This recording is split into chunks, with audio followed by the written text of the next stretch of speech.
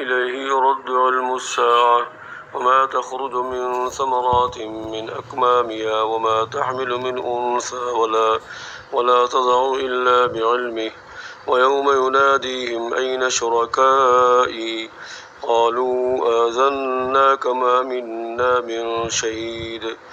وضل عنهم ما كانوا يدعون من قبل وظنوا ما لهم من محيص لا يسأم الإنسان من دعاء الخير وإن مسه الشر فيئوس قنوط ولئن أذقناه رحمة منا من بعد ضراء مسته ليقولن هذا لي وما أظن الساعة قائمة ولئن رجعت إلى ربي إن لي عنده للحسنى فلننبئن الذين كفروا بما عملوا ولنذيقنهم من عذاب غليظ وإذا أنعمنا على الإنسان أعرض ونأى بجانبه وإذا مسه الشر فذو دعاء عريض قل أرأيتم إن كان من عند الله ثم كفرتم به من أضل ممن هو في شقاق بعيد سنريهم آياتنا في الآفاق وفي أنفسهم حتى يتبين لهم أنه الحق أولم يكف بربك أنه على كل شيء شهيد ألا إنهم في مرية من لقاء ربهم ألا إنه بكل شيء محيط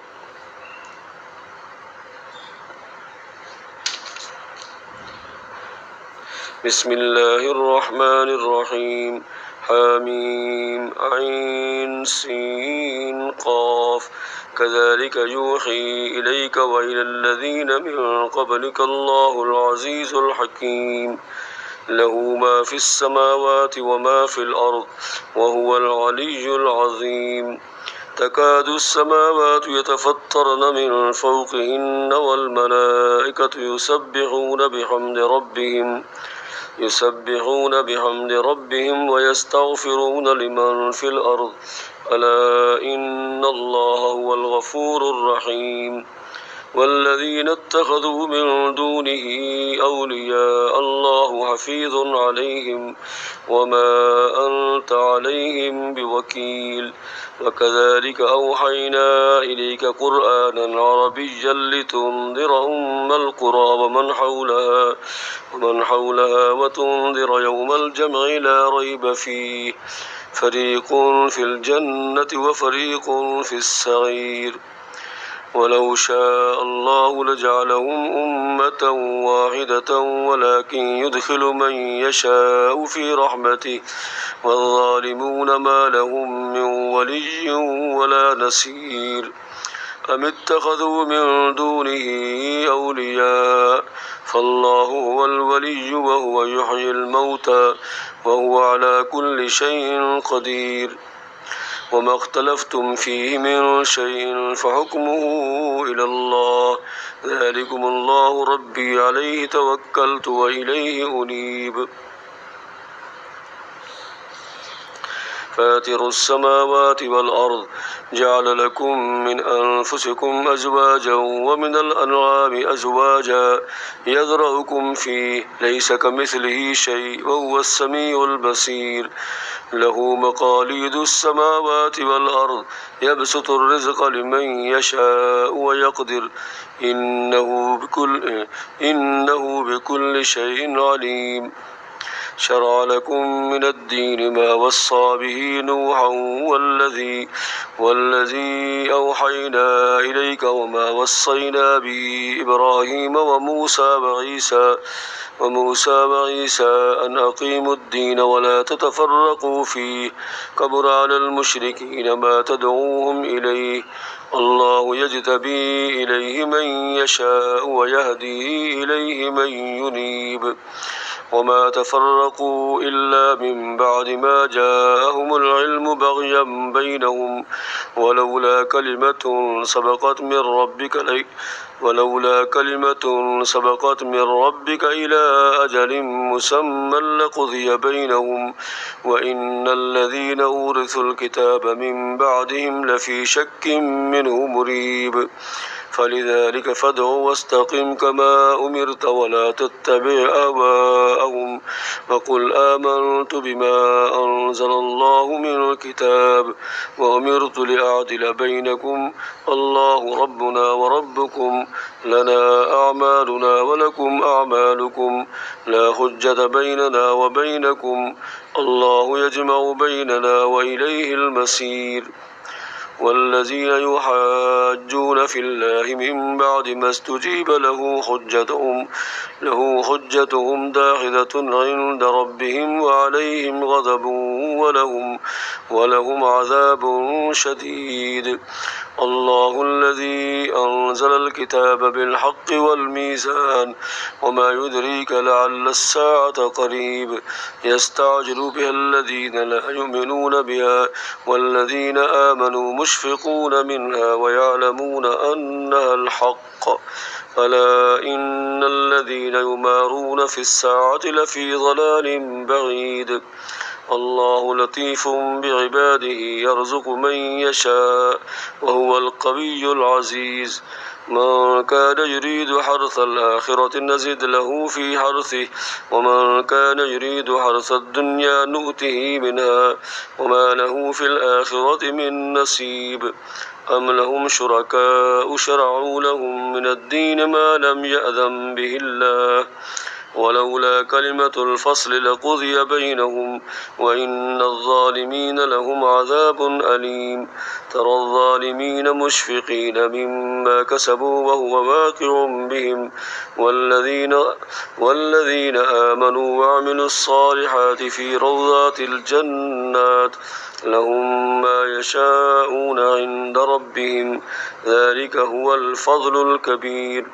ذلك الذي يبشر الله عباده الذين آمنوا وعملوا الصالحات قل لا أسألكم عليه أجرا إلا المودة في القربى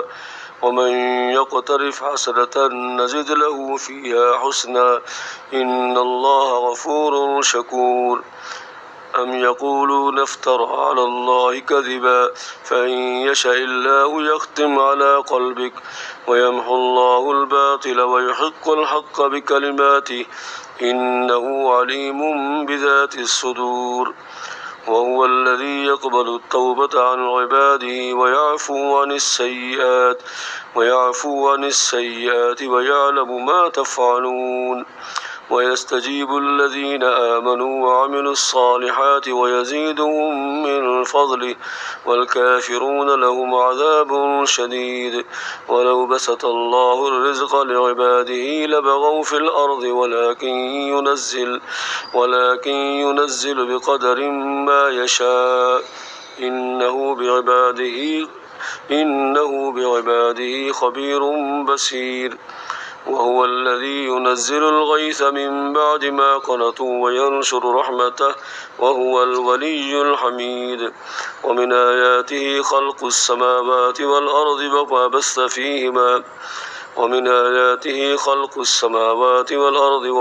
فيهما من دابة وهو على جمعهم إذا يشاء قدير وما أصابكم من مصيبة فبما كسبت أيديكم ويعفو عن كثير وما أنتم بمعجزين في الأرض وما لكم من دون الله من ولي ولا نصير ومن آياته الجوار في البحر كالأعلام إن يشأ يسكن الريح فيظللن رواكد على ظهره إن في ذلك لآيات لكل صبار شكور أو يوبقهن بما كسبوا ويعفو عن كثير ويعلم الذين يجادلون في آياتنا ما لهم من محيص فما أوتيتم من شيء فمتاع الحياة الدنيا وما عند الله خير وأبقى للذين آمنوا وعلى ربهم يتوكلون والذين يجتنبون كبائر الإثم والفواحش وإذا ما غضبوا هم يغفرون والذين استجابوا لربهم وأقاموا الصلاة وأمرهم شورى بينهم ومما رزقناهم ينفقون والذين إذا أصابهم البغي هم ينتصرون وجزاء سيئة سيئة مثلها فمن عفا وأصلح فأجره على الله إنه لا يحب الظالمين ولمن انتصر بعد ظلمه فأولئك ما عليهم من سبيل إنما السبيل على الذين يظلمون الناس ويبغون في الأرض بغير الحق أولئك لهم عذاب أليم ولمن صبر وغفر إن ذلك لمن عزم الأمور ومن يضلل الله فما له من ولي من بعده وترى الظالمين لما رأوا العذاب يقولون هل إلى مرد من سبيل وتراهم يعرضون عليها خاشعين من الذل ينظرون من طرف خفي وقال الذين آمنوا إن الخاسرين الذين خسروا أنفسهم وأهليهم يوم القيامة ألا إن الظالمين في عذاب مقيم وما كان لهم من أولياء ينصرونهم من دون الله ومن يضلل الله فما له من سبيل استجيبوا لربكم من قبل أن يأتي يوم لا مرد له من الله ما لكم من ملجأ يومئذ وما لكم من نكير فإن أعرضوا فما أرسلناك عليهم حفيظا إن عليك إلا البلاغ وإنا إذا أذقنا الإنسان منا رحمة فرح بها وإن تصبهم سيئة بما قدمت أيديهم فإن الإنسان كفور لله ملك السماوات والأرض يخلق ما يشاء يهب لمن يشاء إناثا ويهب لمن يشاء الذكور أو يزوجهم ذكرانا وإناثا ويجعل من يشاء عقيما إنه عليم قدير وما كان لبشر أن يكلمه الله إلا وحيا أو من وراء حجاب أو يرسل رسولا فيوحي بإذنه ما يشاء إنه علي حكيم وكذلك أوحينا إليك روحا من أمرنا ما كنت تدري ما الكتاب ولا الإيمان ولكن جعلناه نورا نهدي به من نشاء من عبادنا وإنك لتهدي إلى صراط مستقيم صراط الله الذي له ما في السماوات وما في الأرض ألا إلى الله تسير الأمور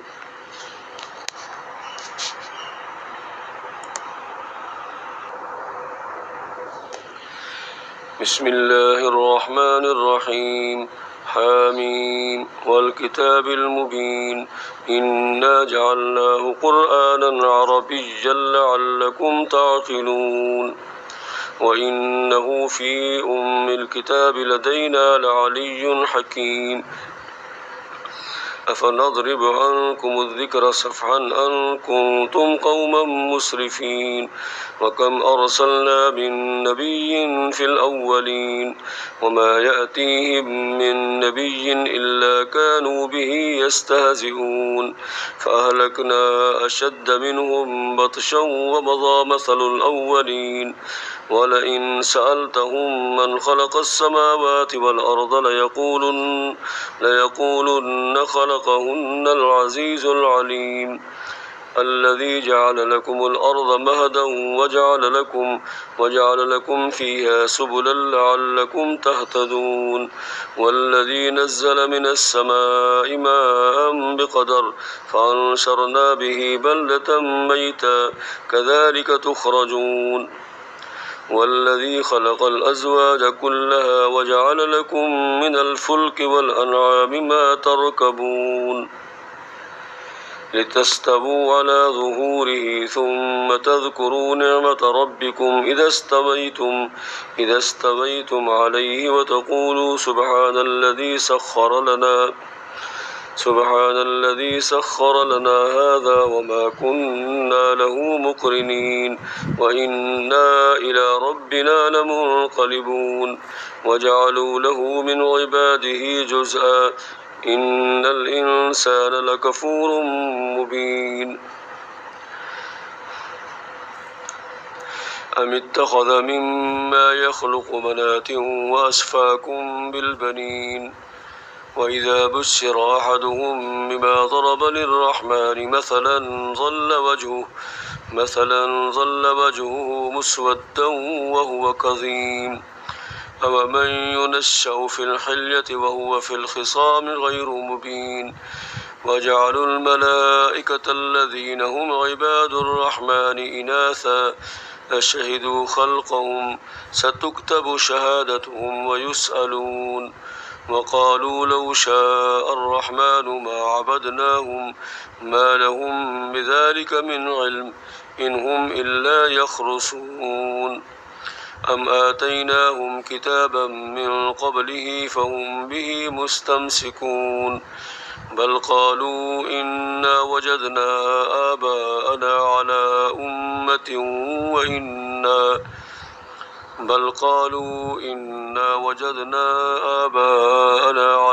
أمة وإنا على آثارهم مهتدون وكذلك ما أرسلنا من قبلك في قرية من نذير إلا قال مترفوها إنا وجدنا آباءنا على أمة وإنا على آثارهم مقتدون قال أولو جئتكم بأهدى مما وجدتم عليه آباءكم قالوا إنا بما أرسلتم به كافرون فانتقمنا منهم فانظر كيف كان عاقبة المكذبين